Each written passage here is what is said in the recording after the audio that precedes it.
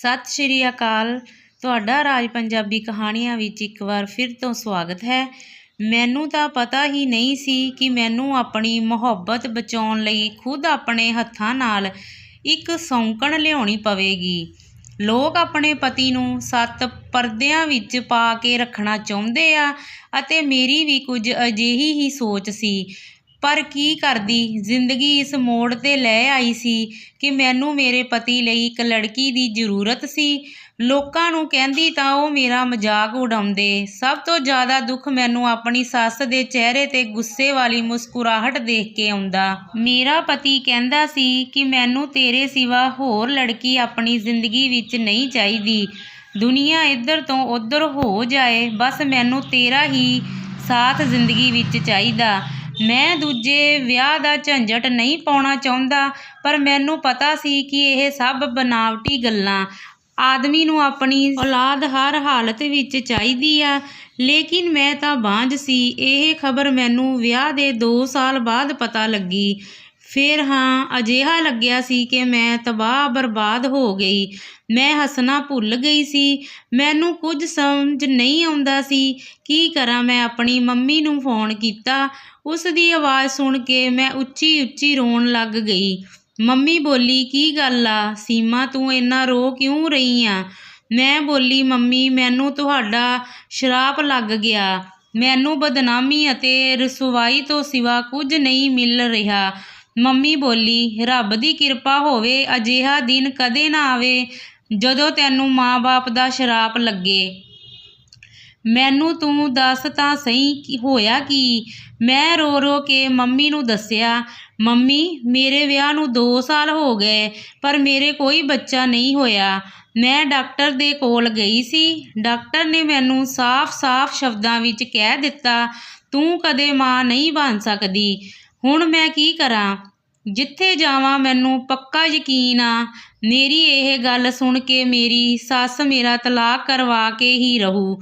Mummy ਕੋਲ ਸੋਚਣ ਤੋਂ ਬਾਅਦ ਬੋਲੀ, ਮੇਰੀ ਬੱਚੀ ਤੂੰ ਫਿਕਰ ਨਾ ਕਰ, ਪਰਮਾਤਮਾ ਸਭ ਠੀਕ ਕਰੇਗਾ। ਪਰਮਾਤਮਾ ਜੇ ਇੱਕ ਦਰਵਾਜ਼ਾ ਬੰਦ ਕਰਦਾ ਤਾਂ ਕਈ ਦਰਵਾਜ਼ੇ ਖੋਲ੍ਹ ਦਿੰਦਾ ਹੈ। ਤੂੰ ਅਜਿਹਾ ਕਰ, ਆਪਣੇ ਪਤੀ ਦਾ ਦੂਜਾ ਵਿਆਹ ਆਪਣੇ ਹੱਥੀਂ ਕਰਵਾ ਦੇ। ਤੇਰਾ ਅਹਿਸਾਨ ਰਹੂਗਾ ਤੇ ਤੈਨੂੰ ਛੱਡਣ ਦਾ ਕਦੇ ਸੋਚੂਗਾ ਵੀ ਨਹੀਂ। ਮੰਮੀ ਦੀ ਇਹ ਗੱਲ ਸੁਣ ਕੇ ਮੈਨੂੰ ਬਹੁਤ ਦੁੱਖ ਹੋਇਆ। ਮੈਨੂੰ ਲੱਗ ਰਿਹਾ ਸੀ ਕਿ ਇਹ ਵੀ ਮੇਰੇ ਨਾਲ ਕੋਈ ਦੁਸ਼ਮਣੀ ਨਿਭਾ ਰਹੀ ਹੈ। ਫਿਰ ਮੈਂ ਮੰਮੀ ਨੂੰ ਕਿਹਾ, ਮੈਨੂੰ ਤੁਹਾਡੇ ਤੋਂ ਇਹ ਉਮੀਦ ਨਹੀਂ ਸੀ। ਇੰਨਾ ਕਹਿ ਕੇ ਮੈਂ ਫੋਨ ਬੰਦ ਕਰ ਦਿੱਤਾ। ਮੈਂ ਸਾਰਾ ਦਿਨ ਰੋਂਦੀ ਰਹੀ। ਸ਼ਾਮ ਦੇ ਸਮੇਂ ਪ੍ਰਦੀਪ ਵਾਪਸ ਘਰ ਆਏ। ਮੈਨੂੰ ਦੇਖ ਕੇ ਬੋਲੇ, ਕੀ ਗੱਲ ਸੀਮਾ, ਤੂੰ ਕਮਰੇ ਵਿੱਚ ਇੰਨਾ ਹਨੇਰਾ ਕਿਉਂ ਕੀਤਾ ਹੋਇਆ ਤੇ ਰੋ ਕਿਉਂ ਰਹੀ ਆ? ਮੰਮੀ ਨੇ ਕੁਝ ਕਿਹਾ? ਮੈਂ ਨਾਂਹ ਵਿੱਚ ਸਿਰ ਹਿਲਾ ਦਿੱਤਾ। ਮੈਂ ਰੋਂਦੀ ਹੋਈ ਬੋਲੀ, ਪ੍ਰਦੀਪ, ਮੇਰੀ ਤਕਦੀਰ ਵਿੱਚ ਹਨੇਰਾ ਹੀ ਲਿਖਿਆ ਹੋਇਆ। ਉਹ ਕਹਿਣ ਲੱਗਿਆ, ਤੂੰ ਪਾਗਲ ਹੋ ਗਈ, ਅਜਿਹੀਆਂ ਗੱਲਾਂ ਕਰਦੀ ਆ। ਮੈਂ ਤੇਰਾ ਪਤੀ ਹਾਂ, ਤੇਰੇ ਕੋਲ ਆ ਰੱਬ ਦਾ ਦਿੱਤਾ ਹੋਇਆ ਸਭ ਕੁਝ ਸਾਡੇ ਕੋਲ ਆ।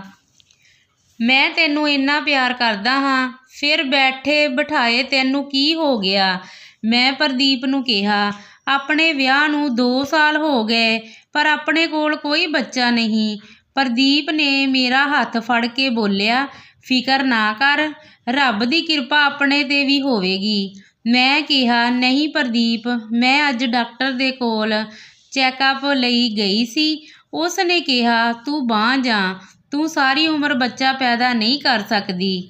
ਮੇਰੀ ਗੱਲ ਸੁਣ ਕੇ ਪ੍ਰਦੀਪ ਦੇ ਚਿਹਰੇ 'ਤੇ ਵੀ ਉਦਾਸੀ ਛਾ ਗਈ।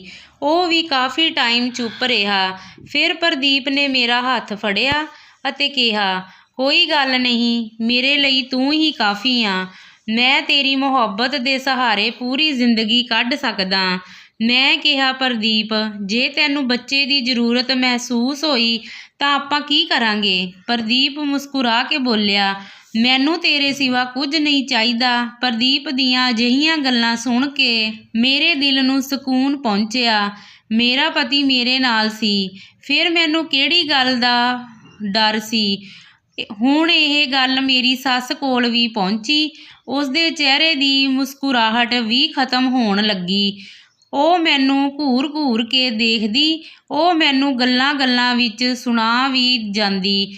ਇੱਕ ਦਿਨ ਸਾਡੇ ਘਰ ਗਵਾਂਢਣ ਆਈ। ਉਸ ਨੂੰ ਕਹਿਣ ਲੱਗੀ, ਮੈਂ ਅਜਿਹੇ ਲੋਕ ਵੀ ਦੇਖੇ ਆ ਜਿਹੜੇ ਆਪਣੇ ਮਾਂ-ਬਾਪ ਦਾ ਦਿਲ ਤੋੜਦੇ ਆ ਤੇ ਫਿਰ ਸਾਰੀ ਉਮਰ ਤਰਸਦੇ ਰਹਿੰਦੇ ਆ। ਗਵਾਂਢਣ ਕਹਿਣ ਲੱਗੀ, ਅੱਛਾ ਉਹ ਕਿਹੜੇ ਲੋਕ ਹੁੰਦੇ ਆ, ਮੈਨੂੰ ਵੀ ਦੱਸ। ਫਿਰ ਮੇਰੀ ਸੱਸ ਬੋਲੀ, ਚੱਲ ਛੱਡ ਤੂੰ ਰਹਿਣ ਦੇ, ਤੂੰ ਐਂ ਕਰ ਮੇਰੇ ਬੇਟੇ ਲਈ ਵਧੀਆ ਰਿਸ਼ਤਾ ਲੱਭ, ਮੈਂ ਆਪਣੇ ਬੇਟੇ ਦਾ ਦੂਜਾ ਵਿਆਹ ਕਰਨਾ। ਗਵਾਂਢਣ ਕਹਿਣ ਲੱਗੀ, ਕਿਉਂ ਤੇਰੀ ਪਹਿਲੀ ਬਹੂ ਨੂੰ ਕੀ ਹੋਇਆ? ਤਾਂ ਮੇਰੀ ਸੱਸ ਉੱਚੀ-ਉੱਚੀ ਹੱਸ ਕੇ ਬੋਲੀ, ਮੇਰੀ ਵਿਚਾਰੀ ਬਹੂ ਤਾਂ ਬਾਂਝ ਆ, ਉਹ ਬੱਚਾ ਪੈਦਾ ਨਹੀਂ ਕਰ ਸਕਦੀ। ਹੁਣ ਅਸੀਂ ਤਾਂ ਆਪਣੀ ਪੀੜ੍ਹੀ ਅੱਗੇ ਤੋਰਨੀ ਆ, ਮੇਰਾ ਤਾਂ ਇੱਕ ਹੀ ਬੇਟਾ। ਇਹ ਸਭ ਗੱਲਾਂ ਸੁਣ ਕੇ ਮੈਂ ਤਾਂ ਕੰਬਣ ਹੀ ਲੱਗ ਗਈ। ਜਦੋਂ ਪ੍ਰਦੀਪ ਘਰ ਆਇਆ ਤਾਂ ਮੈਂ ਰੋ-ਰੋ ਕੇ ਉਸ ਨੂੰ ਸਾਰੀਆਂ ਗੱਲਾਂ ਦੱਸੀਆਂ। ਪ੍ਰਦੀਪ ਨੂੰ ਬਹੁਤ ਗੁੱਸਾ ਆਇਆ। ਉਸ ਨੇ ਮੇਰਾ ਹੱਥ ਫੜ ਲਿਆ, ਮੈਨੂੰ ਆਪਣੇ ਨਾਲ ਮੇਰੇ ਕਮਰੇ ਵਿੱਚੋਂ ਬਾਹਰ ਲੈ ਗਿਆ ਤੇ ਮੇਰੀ ਸੱਸ ਦੇ ਸਾਹਮਣੇ ਖੜਾ ਕੇ ਕਹਿੰਦਾ, ਮੰਮੀ ਇਹ ਲੜਕੀ ਮੇਰੀ ਪਹਿਲੀ ਅਤੇ ਆਖਰੀ ਮੁਹੱਬਤ ਆ, ਮੈਂ ਇਸ ਦੇ ਇਲਾਵਾ ਕਿਸੇ ਨੂੰ ਆਪਣੀ ਜ਼ਿੰਦਗੀ ਵਿੱਚ ਨਹੀਂ ਲਿਆ ਸਕਦਾ। ਤੁਸੀਂ ਮੇਰੇ ਲਈ ਲੜਕੀ ਲੱਭਣਾ ਬੰਦ ਕਰ ਦਿਓ। ਮੇਰੀ ਸੱਸ ਨੇ ਮੱਥੇ 'ਤੇ ਹੱਥ ਮਾਰ ਕੇ ਕਿਹਾ, ਮੈਂ ਤਾਂ ਅੱਜ ਤੱਕ ਅਜਿਹਾ ਆਦਮੀ ਨਹੀਂ ਦੇਖਿਆ ਜੋ ਆਪਣੀ ਬਾਂਝ ਪਤਨੀ ਦਾ ਇੰਨਾ ਖਿਆਲ ਰੱਖੇ। ਸਾਡੇ ਜ਼ਮਾਨੇ ਵਿੱਚ ਤਾਂ ਜਦੋਂ ਕਿਸੇ ਪਤਾ ਲੱਗਦਾ ਸੀ ਕਿ ਉਸ ਦੀ ਪਤਨੀ ਵਿੱਚ ਕੋਈ ਨੁਕਸ ਆ, ਉਹ ਉਦੋਂ ਹੀ ਆਪਣੀ ਪਤਨੀ ਨੂੰ ਘਰੋਂ ਕੱਢ ਦਿੰਦਾ ਸੀ। ਪ੍ਰਦੀਪ ਨੇ ਕਿਹਾ, ਮੰਮੀ ਰੱਬ ਦੇ ਵਾਸਤੇ ਤੂੰ ਚੁੱਪ ਕਰ ਜਾ। ਮੈਂ ਬਹੁਤ ਖੁਸ਼ ਹੋ ਗਈ। ਅਜਿਹਾ ਲੱਗ ਰਿਹਾ ਸੀ ਜਿਵੇਂ ਮੈਂ 7ਵੇਂ ਆਸਮਾਨ 'ਤੇ ਉੱਡਦੀ ਹੋਵਾਂ, ਕਿਉਂਕਿ ਮੇਰਾ ਪਤੀ ਮੇਰੇ ਲਈ ਸਭ ਦੇ ਨਾਲ ਲੜ ਜਾਂਦਾ ਸੀ। ਰਾਤ ਹੋਈ ਤਾਂ ਮੈਂ ਸੋਚਿਆ ਪ੍ਰਦੀਪ ਨੂੰ ਚਾਹ ਬਣਾ ਕੇ ਦੇ ਦੇਵਾਂ। ਚਾਹ ਬਣਾਉਣ ਲਈ ਕਿਚਨ ਵਿੱਚ ਆਈ ਤਾਂ ਮੇਰੀ ਸੱਸ ਦੇ ਕਮਰੇ ਵਿੱਚੋਂ ਆਵਾਜ਼ਾਂ ਆ ਰਹੀਆਂ ਸੀ। ਮੈਂ ਆਪਣਾ ਨਾਮ ਸੁਣ ਕੇ ਚੌਂਕ ਗਈ। ਮੈਂ ਗੌਰ ਕੀਤਾ ਤਾਂ ਉਹ ਆਪਣੀ ਬੇਟੀ ਨਾਲ ਫੋਨ 'ਤੇ ਗੱਲਾਂ ਕਰ ਰਹੀ ਸੀ। ਫਿਕਰ ਨਾ ਕਰ, ਦੇਖੀ ਮੈਂ ਇਸ ਮਨਹੂਸ ਸੀਮਾ ਦਾ ਪੱਤਾ ਕਿਵੇਂ ਸਾਫ਼ ਕਰਦੀ ਆਂ। ਹਜੇ ਤਾਂ ਪ੍ਰਦੀਪ ਦੇ ਦਿਮਾਗ ਉੱਤੇ ਉਸਦੀ ਮੁਹੱਬਤ ਦਾ ਭੂਤ ਸਵਾਰ ਆ। ਥੋੜ੍ਹੇ ਦਿਨ ਲੰਘਦੇ ਗਏ, ਫਿਰ ਦੇਖੀ ਕਿਵੇਂ ਲਾਈਨ 'ਤੇ ਆਉਂਦਾ। ਮੈਂ ਤਾਂ ਉਸ ਦਾ ਦੂਜਾ ਵਿਆਹ ਕਰਵਾ ਕੇ ਹੀ ਰਹੂੰ। ਤੂੰ ਇੰਜ ਕਰ, ਉਸਦੇ ਲਈ ਕੋਈ ਕੁੜੀ ਲੱਭਣਾ ਸ਼ੁਰੂ ਕਰ ਦੇ, ਉਦੋਂ ਨੂੰ ਮੈਂ ਮਨਾ ਹੀ ਲਊਂ ਉਸ ਨੂੰ ਦੂਜੇ ਵਿਆਹ ਲਈ। ਇਹ ਸਭ ਗੱਲਾਂ ਸੁਣ ਕੇ ਮੇਰੇ ਅੱਖਾਂ ਵਿੱਚ ਪਾਣੀ ਆ ਗਿਆ ਅਤੇ ਮੈਂ ਚਾਹ ਬਣਾਉਣ ਤੋਂ ਬਿਨਾਂ ਹੀ ਆਪਣੇ ਕਮਰੇ ਵਿੱਚ ਵਾਪਸ ਮੁੜ ਆਈ। ਹਰ ਵਕਤ ਇਹੀ ਫਿਕਰ ਲੱਗਿਆ ਰਹਿੰਦਾ ਕਿ ਪ੍ਰਦੀਪ ਮੈਨੂੰ ਛੱਡ ਨਾ ਦੇਵੇ। ਪ੍ਰਦੀਪ ਜਦੋਂ ਵੀ ਕੰਮ ਤੋਂ ਵਾਪਸ ਆਉਂਦਾ ਤੇ ਮੈਂ ਬੜੇ ਹੀ ਗੌਰ ਨਾਲ ਉਸਦਾ ਚਿਹਰਾ ਦੇਖਦੀ, ਕਿਤੇ ਉਹ ਗੁੱਸੇ ਵਿੱਚ ਤਾਂ ਨਹੀਂ, ਕਿਤੇ ਉਹ ਪਰੇਸ਼ਾਨ ਤਾਂ ਨਹੀਂ। ਮੇਰੀ ਤਾਂ ਕੋਈ ਸਹੇਲੀ ਵੀ ਨਹੀਂ ਸੀ ਜਿਸ ਨਾਲ ਮੈਂ ਆਪਣਾ ਗਮ ਸਾਂਝਾ ਕਰ ਲੈਂਦੀ। ਮੈਨੂੰ ਆਪਣੀ ਮਾਂ ਦਾ ਹੀ ਖਿਆਲ ਆਉਂਦਾ, ਪਰ ਪਿਛਲੀ ਵਾਰ ਮੈਨੂੰ ਉਸਨੇ ਜੋ ਰਾਏ ਦਿੱਤੀ ਸੀ, ਇਸ ਕਰਕੇ ਮੈਂ ਉਸ ਦੇ ਨਾਲ ਗੱਲ ਕਰਨੀ ਵੀ ਬੰਦ ਕਰ ਦਿੱਤੀ ਸੀ। ਅੱਜ ਮੇਰਾ ਦਿਲ ਬਹੁਤ ਉਦਾਸ ਸੀ। ਮੈਂ ਆਪਣੀ ਮੰਮੀ ਨੂੰ ਫੋਨ ਲਾਇਆ। ਮੰਮੀ ਮੈਨੂੰ ਹੈਲੋ ਕਹਿ ਕੇ ਉੱਚੀ-ਉੱਚੀ ਰੋਣ ਲੱਗ ਗਈ। ਕੀ ਗੱਲ ਹੋ ਗਈ ਸੀ ਸੀਮਾ, ਤੂੰ ਮੈਨੂੰ ਫੋਨ ਨਹੀਂ ਕੀਤਾ? ਮੈਂ ਹਰ ਰੋਜ਼ ਤੇਰੇ ਫੋਨ ਦਾ ਇੰਤਜ਼ਾਰ ਕਰਦੀ। ਤੈਨੂੰ ਤਾਂ ਪਤਾ ਮੈਨੂੰ ਮੋਬਾਈਲ ਚਲਾਉਣਾ ਨਹੀਂ ਆਉਂਦਾ। ਮੈਨੂੰ ਤਾਂ ਇਸ ਗੱਲ ਦੀ ਖਬਰ ਹੀ ਨਹੀਂ ਸੀ ਕਿ ਮੇਰੀ ਮਾਂ ਮੇਰੇ ਬਗੈਰ ਕਿੰਨਾ ਤੜਫ ਰਹੀ ਆ। ਮੈਂ ਕਿਹਾ, ਮੰਮੀ ਮੇਰੀ ਜ਼ਿੰਦਗੀ ਪਹਿਲਾਂ ਬਹੁਤ ਖੁਸ਼ ਸੀ, ਪਰ ਜਦੋਂ ਦਾ ਮੈਨੂੰ ਪਤਾ ਲੱਗਿਆ ਕਿ ਮੈਂ ਮਾਂ ਨਹੀਂ ਬਣ ਸਕਦੀ, ਉਦੋਂ ਦੀ ਮੇਰੇ ਸਿਰ ਉੱਤੇ ਹਰ ਵਕਤ ਤਲਵਾਰ ਲਟਕਦੀ ਰਹਿੰਦੀ ਆ।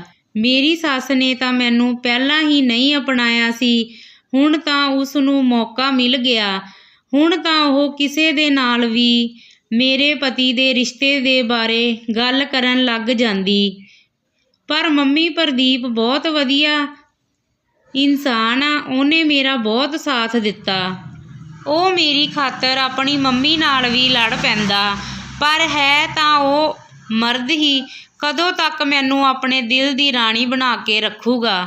ਮੰਮੀ ਕਹਿਣ ਲੱਗੀ, ਬੇਟੀ ਮੈਂ ਤੇਰਾ ਦਰਦ ਸਮਝਦੀ ਹਾਂ, ਤਾਂ ਹੀ ਮੈਂ ਉਸ ਦਿਨ ਮੈਂ ਤੈਨੂੰ ਇਹ ਰਾਏ ਦਿੱਤੀ ਸੀ ਕਿ ਤੂੰ ਪ੍ਰਦੀਪ ਦਾ ਦੂਜਾ ਵਿਆਹ ਕਰਵਾ ਦੇ। ਉਹ ਆਪਣੀ ਕਰੋੜਾਂ ਦੀ ਜਾਇਦਾਦ ਇੱਦਾਂ ਹੀ ਨਹੀਂ ਛੱਡ ਕੇ ਜਾਊਗਾ। ਸਿੱਧੀ ਜਿਹੀ ਗੱਲ ਹੈ, ਉਸ ਨੂੰ ਆਪਣਾ ਵਾਰਸ ਚਾਹੀਦਾ। ਅੱਜ ਨਹੀਂ ਤਾਂ ਕੱਲ੍ਹ ਉਹ ਦੂਜਾ ਵਿਆਹ ਕਰਵਾਉਣ ਬਾਰੇ ਜ਼ਰੂਰ ਸੋਚੇਗਾ। ਪਰ ਜੇ ਤੇਰੇ ਪਤੀ ਨੇ ਤੇਰੀ ਸੱਸ ਦੀ ਪਸੰਦ ਦੀ ਕੁੜੀ ਨਾਲ ਵਿਆਹ ਕਰਵਾ ਲਿਆ ਤਾਂ ਸੋਚ ਤੇਰਾ ਕੀ ਹੋਊ। ਮੇਰੀ ਮਾਂ ਕਿਸੇ ਗਰੀਬ ਘਰ ਦੀ ਕੁੜੀ ਨਾਲ ਵਿਆਹ ਕਰਵਾ ਦੇ, ਉਹ ਤੇਰੇ ਹੇਠਾਂ ਲੱਗ ਕੇ ਰਹੂ ਤੇ ਤੇਰੀ ਬਰਾਬਰੀ ਕਰਨ ਦੀ ਕੋਸ਼ਿਸ਼ ਵੀ ਨਹੀਂ ਕਰੂਗੀ। ਉਹ ਬੱਚੇ ਨੂੰ ਜਨਮ ਦੇਊਗੀ ਤੇ ਮਾਂ ਤੂੰ ਬਣ ਜਾਏਂਗੀ। ਫਿਰ ਮੌਕਾ ਦੇਖ ਕੇ ਤੂੰ ਉਸ ਨੂੰ ਘਰੋਂ ਕੱਢ ਦੇਵੀਂ। ਮੰਮੀ ਦੀਆਂ ਗੱਲਾਂ ਸੁਣ ਕੇ ਮੈਨੂੰ ਲੱਗਿਆ ਕਿ ਮੰਮੀ ਬਿਲਕੁਲ ਠੀਕ ਕਹਿ ਰਹੀ ਆ। ਮੈਂ ਮੰਮੀ ਨੂੰ ਕਿਹਾ, ਜੇ ਤੇਰੀ ਨਿਗਾਹ ਵਿੱਚ ਕੋਈ ਕੁੜੀ ਹੋਈ ਤਾਂ ਮੈਨੂੰ ਦੱਸੀ, ਮੈਂ ਵੀ ਆਪਣੇ ਵੱਲੋਂ ਕੋਸ਼ਿਸ਼ ਕਰਦੀ ਹਾਂ। ਮੇਰੀ ਮੰਮੀ ਨੇ ਕਿਹਾ, ਤੂੰ ਇਹੋ ਜਿਹੀ ਗਰੀਬ ਘਰ ਦੀ ਕੁੜੀ, ਲਾਚਾਰ ਕੁੜੀ ਲੱਭੀ ਜਿਹੜੀ ਬਿਲਕੁਲ ਸਿੱਧੀ ਸਾਦੀ ਹੋਵੇ। ਕੋਈ ਤੇਜ਼ ਤਰਾਰ ਨਾ ਲੈ ਆਈ, ਨਹੀਂ ਫਿਰ ਸਾਰੀ ਜ਼ਿੰਦਗੀ ਹੱਥ ਮਲਦੀ ਰਹੇਂਗੀ। ਮੈਂ ਕਿਹਾ, ਮੰਮੀ ਫਿਕਰ ਨਾ ਕਰ, ਮੈਂ ਘਰ ਵਾਲਿਆਂ ਤੋਂ ਚੋਰੀ ਪ੍ਰਦੀਪ ਲਈ ਕੁੜੀ ਲੱਭਣ ਲੱਗੀ। ਮੇਰਾ ਦਿਲ ਖੂਨ ਦੇ ਹੰਝੂ ਰੋਂਦਾ। ਮੈਂ ਕਿਵੇਂ ਆਪਣੇ ਪਤੀ ਨੂੰ ਆਪਣੇ ਹੀ ਹੱਥੀਂ ਕਿਸੇ ਦੂਜੀ ਔਰਤ ਨੂੰ ਸੌਂਪ ਸਕਦੀ ਸੀ। ਫਿਰ ਉਹ ਪਤੀ ਜਿਸ ਦੀ ਖਾਤਰ ਮੈਂ ਸਾਰੀਆਂ ਹੱਦਾਂ ਪਾਰ ਕਰ ਦਿੱਤੀਆਂ ਸੀ। ਮੈਂ ਪਿੰਡ ਦੇ ਸਰਪੰਚ ਦੀ ਇਕਲੌਤੀ ਬੇਟੀ ਸੀ। ਮੇਰਾ ਭਰਾ ਤੇ ਮੇਰਾ ਪਿਤਾ ਜੀ ਮੇਰੇ ਤੋਂ ਜਾਨ ਛਿੜਕਦੇ ਸੀ, ਪਰ ਮੈਨੂੰ ਇੱਕ ਗੱਲ ਖਲਦੀ ਸੀ ਕਿ ਮੇਰੇ ਪਤੀ ਜੀ ਨੇ ਮੇਰਾ ਰਿਸ਼ਤਾ ਆਪਣੇ ਬਚਪਨ ਦੇ ਦੋਸਤ ਦੇ ਬੇਟੇ ਨਾਲ ਤੈਅ ਕਰ ਦਿੱਤਾ। ਉਹ ਬਿਲਕੁਲ ਅਨਪੜ੍ਹ ਸੀ ਤੇ ਮੈਂ 12ਵੀਂ ਪਾਸ ਕੀਤੀ ਸੀ। ਉਹ ਬਹੁਤ ਅਜੀਬ ਤਰ੍ਹਾਂ ਦਾ ਇਨਸਾਨ ਸੀ, ਇੱਕ ਘਮੰਡੀ ਤੇ ਨਸ਼ੇ ਵਗੈਰਾ ਕਰਦਾ ਸੀ। ਮੈਂ ਉਸ ਨੂੰ ਬਿਲਕੁਲ ਵੀ ਪਸੰਦ ਨਹੀਂ ਕਰਦੀ ਸੀ। ਮੈਂ ਪਾਪਾ ਨੂੰ ਕਿਹਾ, ਪਾਪਾ ਜੀ ਇਸ ਨਾਲ ਵਿਆਹ ਨਹੀਂ ਕਰਵਾ ਸਕਦੀ, ਇਸ ਦੇ ਵਿੱਚ 100 ਐਬ। ਪਾਪਾ ਨੇ ਮੇਰੇ ਸਿਰ ਉੱਤੇ ਹੱਥ ਰੱਖ ਕੇ ਕਿਹਾ, ਬੇਟੀ ਸਮੇਂ ਦੇ ਨਾਲ ਸਾਰਾ ਕੁਝ ਠੀਕ ਹੋ ਜਾਂਦਾ।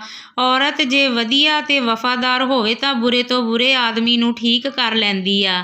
ਮੈਂ ਪਾਪਾ ਨੂੰ ਕਿਹਾ, ਔਰਤ ਕੋਈ ਮਰਦਾਂ ਨੂੰ ਠੀਕ ਕਰਨ ਵਾਲੀ ਮਸ਼ੀਨ ਨਹੀਂ, ਜਿਹੜਾ ਬੁਰਾ ਉਹ ਸਾਰੀ ਜ਼ਿੰਦਗੀ ਬੁਰਾ ਨਹੀਂ ਰਹਿੰਦਾ। ਕੋਈ ਵੀ ਔਰਤ ਮਰਦ ਨੂੰ ਠੀਕ ਨਹੀਂ ਕਰ ਸਕਦੀ। ਪਾਪਾ ਮੇਰੀ ਗੱਲ ਸੁਣੇ ਬਿਨਾਂ ਹੀ ਕਮਰੇ ਵਿੱਚੋਂ ਬਾਹਰ ਨਿਕਲ ਗਏ। ਪ੍ਰਦੀਪ ਮੇਰੇ ਨਾਲ ਪੜ੍ਹਦਾ ਹੁੰਦਾ ਸੀ, ਮੇਰਾ ਬਹੁਤ ਵਧੀਆ ਦੋਸਤ ਸੀ। ਮੈਂ ਆਪਣੀ ਹਰ ਗੱਲ ਉਸ ਨਾਲ ਸ਼ੇਅਰ ਕਰਦੀ। ਇਹ ਸਭ ਵੀ ਮੈਂ ਉਸ ਨੂੰ ਦੱਸ ਦਿੱਤਾ। ਮੈਂ ਬੁਰੀ ਤਰ੍ਹਾਂ ਰੋਣ ਲੱਗੀ। ਉਸ ਕੋਲ ਪ੍ਰਦੀਪ ਨੇ ਮੈਨੂੰ ਕਿਹਾ, ਤੂੰ ਫਿਕਰ ਨਾ ਕਰ ਸੀਮਾ, ਮੈਂ ਤੈਨੂੰ ਬਰਬਾਦ ਨਹੀਂ ਹੋਣ ਦਿੰਦਾ। ਮੈਂ ਤੈਨੂੰ ਲੈਣ ਆ ਰਿਹਾ। ਮੈਨੂੰ ਪਤਾ ਸੀ ਮੇਰੇ ਇਸ ਫੈਸਲੇ ਨਾਲ ਮੇਰੇ ਪਾਪਾ ਦੀ ਬਹੁਤ ਬਦਨਾਮੀ ਹੋਵੇਗੀ। ਮੈਂ ਮਜਬੂਰ ਸੀ। ਪ੍ਰਦੀਪ ਮੈਨੂੰ ਲੈ ਕੇ ਸ਼ਹਿਰ ਆ ਗਿਆ। ਕੁਝ ਟਾਈਮ ਬਾਅਦ ਸਾਡੇ ਦੋਹਾਂ ਵਿੱਚ ਪਿਆਰ ਹੋ ਗਿਆ ਤੇ ਮੈਂ ਉਸ ਨਾਲ ਵਿਆਹ ਕਰਵਾ ਲਿਆ। ਉਹ ਮੈਨੂੰ ਆਪਣੇ ਘਰ ਲੈ ਗਿਆ, ਪਰ ਜਦੋਂ ਉਸ ਦੀ ਮੰਮੀ ਨੂੰ ਇਸ ਗੱਲ ਦਾ ਪਤਾ ਲੱਗਿਆ ਤਾਂ ਉਹ ਬਹੁਤ ਗੁੱਸੇ ਹੋਈ, ਕਿਉਂਕਿ ਪ੍ਰਦੀਪ ਇੱਕ ਕਰੋੜਪਤੀ ਬਾਪ ਦਾ ਇਕਲੌਤਾ ਬੇਟਾ ਸੀ। ਮੇਰੀ ਸੱਸ ਘਰ ਤੋਂ ਭੱਜੀ ਹੋਈ ਲੜਕੀ ਨੂੰ ਆਪਣੀ ਬਹੂ ਬਣਾਉਣ ਲਈ ਤਿਆਰ ਨਹੀਂ ਸੀ। ਉਹ ਆਪਣੀ ਪਸੰਦ ਦੀ ਬਹੂ ਲਿਆਉਣਾ ਚਾਹੁੰਦੀ ਸੀ, ਪਰ ਪ੍ਰਦੀਪ ਨੇ ਸਾਬਤ ਕਰ ਦਿੱਤਾ ਸੀ ਕਿ ਉਹ ਇੱਕ ਜੋ ਬਹੁਤ ਵਧੀਆ ਇਨਸਾਨ ਆ। ਉਹ ਮੇਰਾ ਬਹੁਤ ਖਿਆਲ ਰੱਖਦਾ, ਜ਼ਿੰਦਗੀ ਦੇ ਹਰ ਮੋੜ ਉੱਤੇ ਮੇਰਾ ਸਾਥ ਦਿੰਦਾ। ਮੇਰੇ ਘਰ ਤੋਂ ਭੱਜਣ ਤੋਂ ਬਾਅਦ ਮੇਰੀ ਕਿਸੇ ਨਾਲ ਗੱਲ ਨਹੀਂ ਹੋਈ ਸੀ। ਰੱਬ ਦੀ ਕਿਰਪਾ ਨਾਲ ਉਹ ਮੇਰੇ ਭਰਾ ਅਤੇ ਬਾਪ ਨੇ ਮੈਨੂੰ ਲੱਭਣ ਦੀ ਵੀ ਕੋਸ਼ਿਸ਼ ਨਹੀਂ ਕੀਤੀ ਸੀ। ਖੈਰ ਜ਼ਿੰਦਗੀ ਤਾਂ ਹੁਣ ਬੇਹਾਲ ਹੋਈ ਪਈ ਸੀ। ਜਦੋਂ ਦਾ ਪਤਾ ਲੱਗਿਆ ਸੀ ਕਿ ਮੈਂ ਮਾਂ ਨਹੀਂ ਬਣ ਸਕਦੀ, ਹੁਣ ਮੈਨੂੰ ਇਹ ਖਿਆਲ ਆਉਂਦੇ ਕਿ ਮੈਨੂੰ ਮੇਰੇ ਬਾਪ ਦੀ ਹਾਂ ਲੱਗ ਗਈ ਆ। 2 ਸਾਲ ਬਾਅਦ ਮੈਂ ਆਪਣੀ ਮਾਂ ਨਾਲ ਗੱਲ ਕੀਤੀ ਸੀ। ਮੰਮੀ ਨਾਲ ਗੱਲ ਕਰਕੇ ਮੇਰਾ ਦਿਲ ਹਲਕਾ ਹੋ ਗਿਆ। ਖੈਰ ਮੈਂ ਆਪਣੇ ਪਤੀ ਲਈ ਲੜਕੀ ਲੱਭਣੀ ਸ਼ੁਰੂ ਕਰ ਦਿੱਤੀ। ਹਾਲਤ ਮੇਰੀ ਜਿਹੋ ਜਿਹੀ ਵੀ ਸੀ, ਪਰ ਮੈਂ ਸੱਸ ਦੇ ਸਾਹਮਣੇ ਹਾਰ ਨਹੀਂ ਮੰਨ ਸਕਦੀ ਸੀ। ਮੈਂ ਆਪਣੀ ਜ਼ਿੰਦਗੀ ਇਸ ਤਰ੍ਹਾਂ ਤਬਾਹ ਨਹੀਂ ਹੋਣ ਦੇਣਾ ਚਾਹੁੰਦੀ ਸੀ। ਮੈਂ ਗਲੀ ਦੀ ਇੱਕ ਔਰਤ ਨੂੰ ਕੁਝ ਪੈਸੇ ਦੇ ਕੇ ਆਪਣੇ ਨਾਲ ਮਿਲਾ ਲਿਆ। ਉਸ ਨੂੰ ਕਿਹਾ, ਮੈਨੂੰ ਕਿਸੇ ਗਰੀਬ ਘਰ ਦੀ ਕੁੜੀ ਦਾ ਰਿਸ਼ਤਾ ਲੱਭ ਕੇ ਦੇ ਤੇ ਇਸ ਗੱਲ ਦੀ ਭਿਣਕ ਕਿਸੇ ਨੂੰ ਨਹੀਂ ਲੱਗਣੀ ਚਾਹੀਦੀ। ਥੋੜ੍ਹੇ ਦਿਨਾਂ ਬਾਅਦ ਉਸਨੇ ਮੈਨੂੰ ਆਪਣੇ ਘਰ ਬੁਲਾਇਆ ਅਤੇ ਇੱਕ ਕੁੜੀ ਦੀ ਫੋਟੋ ਮੇਰੇ ਸਾਹਮਣੇ ਰੱਖ ਦਿੱਤੀ। ਉਹਦਾ ਹੁਸਨ ਦੇਖ ਕੇ ਮੈਂ ਦੰਗ ਰਹਿ ਗਈ। ਉਹ ਆਂਟੀ ਕਹਿਣ ਲੱਗੀ, ਇਹ ਕੁੜੀ ਬੇਸਹਾਰਾ, ਮਾਂ-ਬਾਪ ਮਰ ਚੁੱਕੇ ਆ, ਚਾਚੇ ਕੋਲ ਰਹਿੰਦੀ ਆ। ਉਸ ਦੀ ਚਾਚੀ ਉਸ ਨੂੰ ਮਗਰੋਂ ਲਾਉਣਾ ਚਾਹੁੰਦੀ। ਮੈਂ ਕਿਹਾ, ਮੈਂ ਇਸ ਲੜਕੀ ਨਾਲ ਆਪਣੇ ਪਤੀ ਦਾ ਵਿਆਹ ਨਹੀਂ ਕਰ ਸਕਦੀ। ਇਸ ਦਾ ਹੁਸਨ ਤਾਂ ਦੇਖ, ਮੇਰਾ ਪਤੀ ਤਾਂ ਇਸ ਦੇ ਇਸ਼ਕ ਵਿੱਚ ਪਾਗਲ ਹੋ ਜਾਊ। ਤੁਸੀਂ ਕੋਈ ਹੋਰ ਕੁੜੀ ਲੱਭੋ। ਆਂਟੀ ਕਹਿਣ ਲੱਗੀ, ਇਹ ਰਿਸ਼ਤਾ ਬਹੁਤ ਵਧੀਆ ਹੈ, ਇਸ ਨੂੰ ਆਪਣੇ ਹੱਥੋਂ ਨਾ ਜਾਣ ਦੇ, ਸਿੱਧੀ ਸਾਦੀ ਗਊ ਵਰਗੀ ਕੁੜੀ ਆ। ਮੇਰਾ ਜੀ ਤਾਂ ਨਹੀਂ ਮੰਨ ਰਿਹਾ ਸੀ, ਪਰ ਮੈਂ ਇਹ ਰਿਸ਼ਤਾ ਸਵੀਕਾਰ ਕਰ ਲਿਆ। ਮੈਂ ਤਸਵੀਰ ਲੈ ਕੇ ਘਰੇ ਪਹੁੰਚੀ ਤਾਂ ਅਜੀਬ ਜਿਹਾ ਮੰਜ਼ਰ ਦੇਖਿਆ। ਮੇਰਾ ਪਤੀ ਸੋਫੇ ਉੱਤੇ ਬੈਠਾ ਸੀ, ਜਦ ਕਿ ਮੇਰੀ ਸੱਸ ਅਤੇ ਨਨਾਣ ਸਾਹਮਣੇ ਬੈਠੀ ਸੀ। ਮੇਰੀ ਨਣਦ ਬੋਲੀ, ਵੀਰ ਤੂੰ ਬਾਂਝ ਨਾਲ ਜ਼ਿੰਦਗੀ ਕਿਵੇਂ ਗੁਜ਼ਾਰਨਾ ਚਾਹੁੰਦਾ? ਮੇਰੀ ਮੰਨ, ਦੂਜਾ ਵਿਆਹ ਕਰ ਲਾ, ਮੰਮੀ ਨੇ ਤੇਰੇ ਲਈ ਬਹੁਤ ਹੀ ਖੂਬਸੂਰਤ ਕੁੜੀ ਲੱਭੀ ਆ। ਪ੍ਰਦੀਪ ਬੋਲਿਆ, ਤੁਸੀਂ ਬਸ ਕਰੋ, ਮੈਂ ਆਪਣੀ ਪਸੰਦ ਦੀ ਕੁੜੀ ਨਾਲ ਵਿਆਹ ਕਰ ਰੱਖਿਆ। ਕਿਉਂ ਤੁਸੀਂ ਮੇਰੇ ਵਿਆਹ ਦੇ ਮਗਰ ਹੀ ਪਈਆਂ ਹੋਈਆਂ? ਸੀਮਾ ਮੇਰੀ ਪਤਨੀ ਆ ਅਤੇ ਹਮੇਸ਼ਾ ਮੇਰੀ ਪਤਨੀ ਹੀ ਰਹੇਗੀ। ਮਰਦੇ ਦਮ ਤੱਕ ਮੈਂ ਉਸ ਦੇ ਨਾਲ ਰਹੂੰਗਾ। ਪ੍ਰਦੀਪ ਦੀਆਂ ਗੱਲਾਂ ਸੁਣ ਕੇ ਮੇਰੇ ਵਿੱਚ ਹਿੰਮਤ ਪੈ ਗਈ। ਮੈਂ ਅੱਗੇ ਵਧੀ ਤਾਂ ਮੇਰੀ ਸੱਸ ਤੇ ਨਨਾਣ ਦੀ ਨਜ਼ਰ ਮੇਰੇ 'ਤੇ ਪਈ ਤਾਂ ਉਹ ਬਹੁਤ ਜ਼ਿਆਦਾ ਘਬਰਾ ਗਈਆਂ। ਮੈਂ ਉਹਨਾਂ ਦੇ ਪੈਰ ਛੂਹੇ ਤੇ ਅੰਦਰ ਚਲੀ ਗਈ। ਥੋੜ੍ਹੇ ਟਾਈਮ ਬਾਅਦ ਪ੍ਰਦੀਪ ਵੀ ਮੇਰੇ ਪਿੱਛੇ ਆ ਗਿਆ। ਕਹਿਣ ਲੱਗਿਆ, ਸੀਮਾ ਤੂੰ ਮੰਮੀ ਤੇ ਦੀਦੀ ਦੀਆਂ ਗੱਲਾਂ ਨੂੰ ਆਪਣੇ ਮਨ 'ਤੇ ਨਾ ਲਾਈ, ਉਹ ਤਾਂ ਕੁਝ ਵੀ ਕਹਿੰਦੀਆਂ ਰਹਿੰਦੀਆਂ। ਮੈਂ ਕਿਹਾ, ਪ੍ਰਦੀਪ ਤੁਸੀਂ ਦੂਜਾ ਵਿਆਹ ਕਰਵਾ ਲਓ। ਪ੍ਰਦੀਪ ਮੈਨੂੰ ਦੇਖ ਕੇ ਹੱਕਾ ਬੱਕਾ ਰਹਿ ਗਿਆ ਤੇ ਕਹਿਣ ਲੱਗਿਆ, ਤੇ ਤੂੰ ਇਹ ਕੀ ਕਹਿ ਰਹੀ ਆ? ਮੈਂ ਅਜਿਹਾ ਬਿਲਕੁਲ ਨਹੀਂ ਕਰ ਸਕਦਾ। ਮੈਂ ਕਿਹਾ, ਪ੍ਰਦੀਪ ਮੈਂ ਤੈਨੂੰ ਦੂਜਾ ਵਿਆਹ ਕਰਨ ਲਈ ਪਰਮਿਸ਼ਨ ਦਿੰਦੀ ਆ, ਪਰ ਤੁਸੀਂ ਮੇਰੀ ਪਸੰਦ ਦੀ ਕੁੜੀ ਨਾਲ ਵਿਆਹ ਕਰ ਸਕਦੇ ਹੋ। ਪ੍ਰਦੀਪ ਕਹਿਣ ਲੱਗਿਆ, ਮੈਂ ਤੇਰੇ ਤੋਂ ਇਲਾਵਾ ਕਿਸੇ ਹੋਰ ਨੂੰ ਸਵੀਕਾਰ ਨਹੀਂ ਕਰ ਸਕਦਾ, ਫਿਰ ਚਾਹੇ ਉਹ ਤੇਰੀ ਪਸੰਦ ਦੀ ਹੋਵੇ ਜਾਂ ਮੰਮੀ ਦੀ, ਮੈਨੂੰ ਕੋਈ ਫਰਕ ਨਹੀਂ ਪੈਂਦਾ। ਮੈਂ ਕਿਹਾ, ਪ੍ਰਦੀਪ ਮੈਨੂੰ ਵੀ ਔਲਾਦ ਦੀ ਖੁਆਇਸ਼ ਆ, ਤੁਹਾਡਾ ਵਿਆਹ ਹੋ ਜਾਵੇਗਾ ਤਾਂ ਆਪਣੇ ਘਰ ਵੀ ਬੱਚਾ ਆ ਜਾਊਗਾ। ਪ੍ਰਦੀਪ ਨੇ ਮਨਾ ਕਰ ਦਿੱਤਾ ਤੇ ਕਮਰੇ 'ਚੋਂ ਬਾਹਰ ਚਲਿਆ ਗਿਆ। ਮੈਂ ਬੈਠੀ ਰਹਿ ਗਈ। ਸੱਚ ਤਾਂ ਇਹ ਸੀ ਕਿ ਮੈਨੂੰ ਵੀ ਔਲਾਦ ਦੀ ਕੋਈ ਖੁਆਇਸ਼ ਨਹੀਂ ਸੀ। ਮੈਂ ਤਾਂ ਇਹ ਬਸ ਪ੍ਰਦੀਪ ਨੂੰ ਖੋਣ ਦੇ ਡਰੋਂ ਕਰ ਰਹੀ ਸੀ। ਫਿਰ ਕੁਝ ਦਿਨ ਮੇਰੇ ਤੇ ਪ੍ਰਦੀਪ ਵਿੱਚ ਨਾਰਾਜ਼ਗੀ ਰਹੀ, ਪਰ ਉਹ ਰੋ ਕੇ ਉਸਨੂੰ ਦੂਜਾ ਵਿਆਹ ਕਰਨ ਲਈ ਤਿਆਰ ਕਰ ਲਿਆ। ਮੈਂ ਖੁਸ਼ ਨਹੀਂ ਸੀ, ਪਰ ਮੇਰੇ ਹੱਥ ਵਿੱਚ ਹੋਰ ਕੁਝ ਨਹੀਂ ਸੀ, ਕਿਉਂਕਿ ਮਜਬੂਰੀ ਹੈ ਕਿ ਅਜਿਹੀ ਚੀਜ਼ ਹੈ ਜੋ ਇਨਸਾਨ ਨੂੰ ਅੰਦਰ ਤੋਂ ਨਿਚੋੜ ਕੇ ਰੱਖ ਦਿੰਦੀ ਆ। ਜਦੋਂ ਆਂਟੀ ਸਾਡੇ ਘਰ ਆਈ ਤਾਂ ਮੇਰੀ ਸੱਸ ਨੇ ਖੂਬ ਹੰਗਾਮਾ ਮਚਾਇਆ। ਉਹ ਪ੍ਰਦੀਪ ਨਾਲ ਲੜਨ ਲੱਗੀ, ਕਹਿੰਦੀ ਕੰਮ ਸੇ ਕੰਮ ਤੇ ਦੂਜਾ ਵਿਆਹ ਕਰਨਾ ਸੀ, ਉਹ ਤਾਂ ਮੇਰੀ ਮਰਜ਼ੀ ਨਾਲ ਕਰ ਲੈਂਦਾ। ਸੱਸ ਨੂੰ ਰੌਲਾ ਪਾਉਂਦੀ ਦੇਖ ਕੇ ਮੈਨੂੰ ਥੋੜ੍ਹਾ ਸਕੂਨ ਮਿਲ ਰਿਹਾ ਸੀ। ਮੈਂ ਆਪਣੇ ਪਤੀ ਦਾ ਵਿਆਹ ਉਸ ਨਾਲ ਕਰ ਦਿੱਤਾ, ਪਰ ਮੇਰੀਆਂ ਅੱਖਾਂ ਵਿੱਚ ਪਾਣੀ ਸੀ। ਦੂਜੇ ਦਿਨ ਮੈਂ ਜਲਦੀ ਉੱਠ ਖੜੀ, ਕਿਉਂਕਿ ਮੈਂ ਪ੍ਰਦੀਪ ਨੂੰ ਮਿਲਣਾ ਸੀ।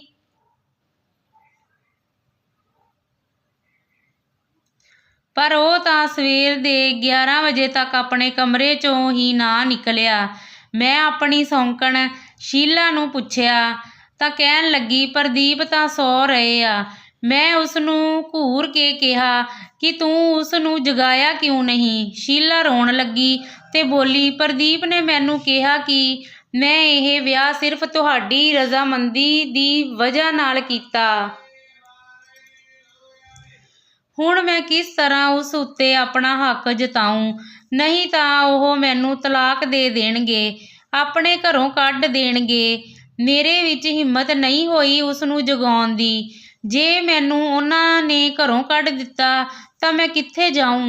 ਚਾਚੇ ਦੇ ਘਰ ਜਾਣ ਦਾ ਸੋਚ ਵੀ ਨਹੀਂ ਸਕਦੀ। ਮੈਂ ਦਿਲ ਹੀ ਦਿਲ ਵਿੱਚ ਉਹ ਰਾਧਾ ਆਂਟੀ ਨੂੰ ਦੁਆਵਾਂ ਦੇ ਦਿੱਤੀਆਂ। ਉਸਨੇ ਸੱਚਮੁੱਚ ਇੱਕ ਮਜਬੂਰ ਲੜਕੀ ਨੂੰ ਲੱਭ ਕੇ ਦਿੱਤਾ ਸੀ।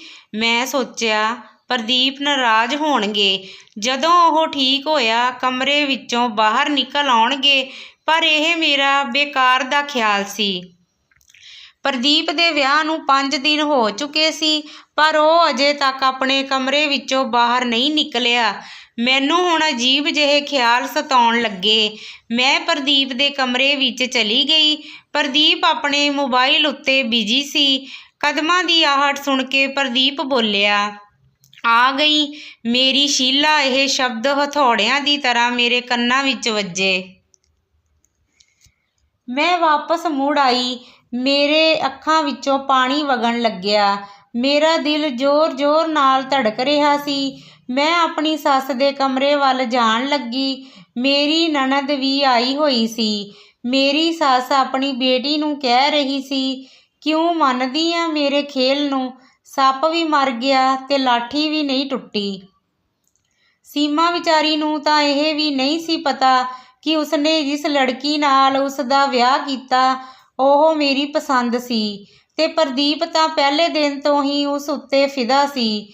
ਇਹ ਸਭ ਉਸ ਰਾਧਾ ਦੀ ਮਦਦ ਨਾਲ ਹੋਇਆ। ਇਹ ਸਭ ਸੁਣ ਕੇ ਮੈਂ ਥਰ-ਥਰ ਕੰਬਣ ਲੱਗੀ। ਮੈਂ ਭੱਜ ਕੇ ਪ੍ਰਦੀਪ ਦੇ ਕਮਰੇ ਵੱਲ ਗਈ। ਅੱਗੋਂ ਗੇਟ ਬੰਦ ਸੀ। ਉਸ ਨੂੰ ਮੈਂ ਕਹਿੰਦੇ ਸੁਣਿਆ ਕਿ ਮੈਂ ਬਹੁਤ ਗਲਤ ਫੈਸਲਾ ਕਰ ਲਿਆ ਸੀ ਸੀਮਾ ਨੂੰ ਭਜਾ ਕੇ ਲਿਆਉਣ ਦਾ। ਵਿਆਹ ਦੇ ਕੁਝ ਸਾਲਾਂ ਬਾਅਦ ਹੀ ਮੈਨੂੰ ਇਸ ਗਲਤੀ ਦਾ ਅਹਿਸਾਸ ਹੋਇਆ, ਪਰ ਜਦੋਂ ਤੱਕ ਬਹੁਤ ਦੇਰ ਹੋ ਚੁੱਕੀ ਸੀ। ਸੀਮਾ ਦੇ ਭਰਾਵਾਂ ਨੂੰ ਪਤਾ ਸੀ ਕਿ ਇਹ ਮੇਰੇ ਨਾਲ ਆਈ ਆ। ਉਹ ਮੈਨੂੰ ਫੋਨ 'ਤੇ ਹਰ ਰੋਜ਼ ਧਮਕਾਉਂਦੇ ਕਿ ਜੇ ਤੂੰ ਮੇਰੀ ਭੈਣ ਦਾ ਖਿਆਲ ਨਾ ਰੱਖਿਆ ਤਾਂ ਉਸਦਾ ਅੰਜਾਮ ਬੁਰਾ ਹੋਊ। ਮੈਂ ਉਹਨਾਂ ਵਿੱਚ ਰਹਿ ਕੇ ਆਇਆ ਸੀ। ਮੈਨੂੰ ਪਤਾ ਸੀ ਉਹ ਕਿੰਨੇ ਖਤਰਨਾਕ ਆ, ਇਸ ਲਈ ਮੈਂ ਸ਼ੀਲਾ ਨੂੰ ਛੱਡਣ ਦਾ ਸੋਚ ਵੀ ਨਹੀਂ ਸਕਦਾ ਸੀ।